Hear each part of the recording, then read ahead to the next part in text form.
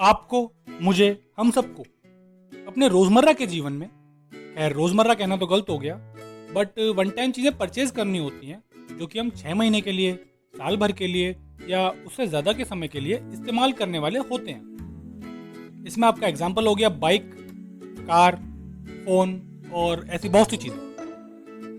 अब जब हम इन चीजों को परचेज करने की सोचते हैं तो हमारे बैक ऑफ द माइंड में दो अलग अलग साइकोलॉजी ऑपरेट कर रही होती है, जिसमें कि पहली होती है show off psychology.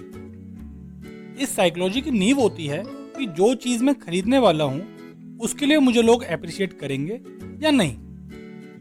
Back of the mind में चलता रहता है कि लोगों का क्या रेस्पॉन्स होगा और हम ऐसा कोई मौका नहीं देना चाहेंगे कि जिससे कि लोग हमें क्रिटिसाइज करें। अब ये बात तो जाहिर सी है कि वो चीज ब्रांडेड होगी और महंगी भी होगी। दूसरी साइकोलॉजी होती है यूटिलिटी साइकोलॉजी। अब इसमें इंसान देखता है कि मेरी नीड्स क्या क्या हैं और एक लिस्ट प्रिपेयर करता है और उस लिस्ट के हिसाब से वो देखता है कि इस चीज की मार्केट वैल्यू क्या होगी। अब इसका मतलब ये नहीं है कि वो इंसान कंजूस होता है, बट वो उतना ही पे करना चाहता है जितने में उसकी नीड्स फुलफिल हो जाएं। एक कंजूसी का एग्जाम्पल भी देख लेते हैं कि एक्चुअल लाइफ में कंजूसी होती क्या है।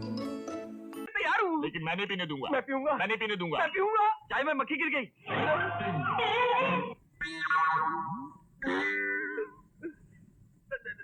लीजिए, न चाय आपकी न मेरी, मक्खी की।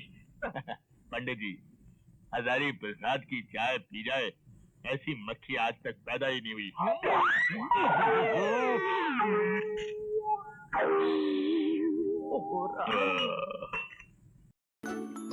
चलो जी, हंसी मजाक से अलग एक एक्चुअल एग्जाम्पल देख लेते हैं दोनों साइकोलॉजी का। एग्जाम्पल ले लेते हैं फोन का।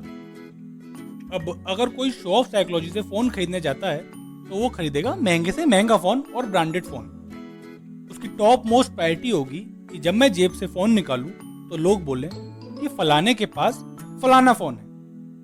अब वहीं अगर कोई यूटिलिटी साइकोलॉजी से फोन खरीदने जाता है तो वो सबसे पहले देखेगा मेरी नीड्स क्या क्या है। मान लीजिए उसकी नीड्स है बैटरी बैकअप, और अगर वो पबजी भी खेलता है तो वो कहेगा मेरे को रैम भी चाहिए। तो उसकी दो टॉप मोस्ट प्रायोरिटी हैं, बैटरी बैकअप और रैम।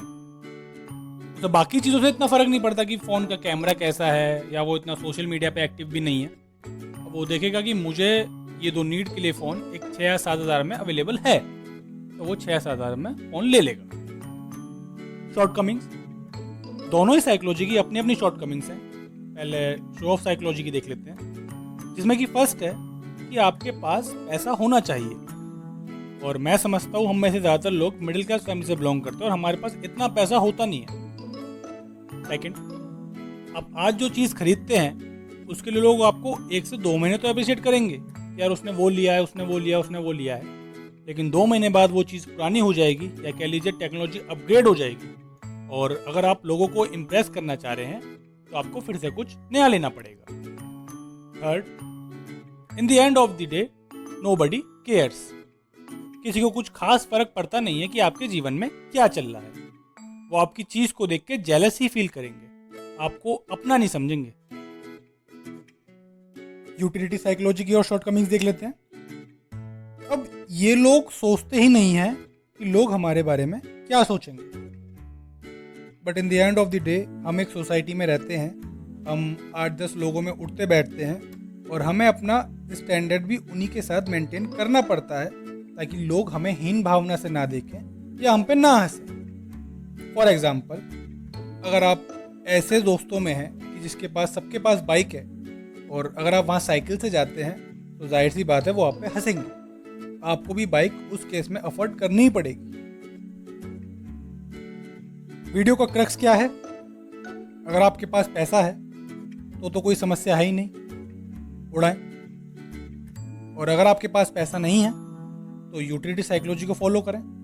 पर साथ में ये भी ध्यान रखें कि मैं जिस सोसाइटी में उठ रहा बैठ रहा हूँ उसका मिनिमम स्टैंडर्ड क्या है जो कि मुझे मेंटेन करना पड़ेगा, जिससे लोग मुझे एक अलग दृष्टि से ना देखें या लोग मुझे नीचा महसूस ना करवाएं।